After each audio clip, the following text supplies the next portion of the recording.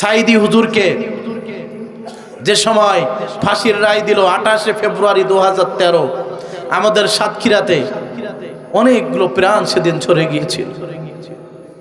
আমাদের সাতক্ষীরাতে ওপেন রাস্তায় পুলিশ সেদিন গুলি করে পাখির মতো মানুষদেরকে হত্যা করেছিল।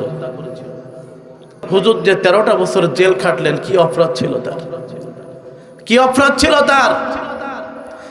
শুধু তাই না, 13টা বছর তাকে বন্দি রেখেও ক্ষান্ত হয় নাই।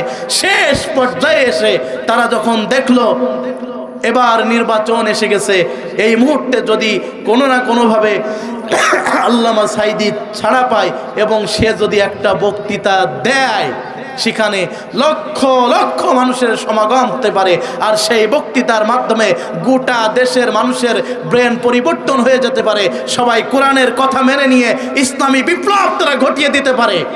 সেই চিন্তা করে ওই দাদা বাবুদের ইশারায় ক্লিনিক্যালি হসপিটালে ইনজেকশনের মাধ্যমে তাকে হত্যা করে ফেলল। আমরা দোয়া করি আল্লামা সাইদি হুজুরকে যেন আল্লাহ শহীদের সর্বোচ্চ মর্যাদা দান করে। সবাই বলেন আমিন।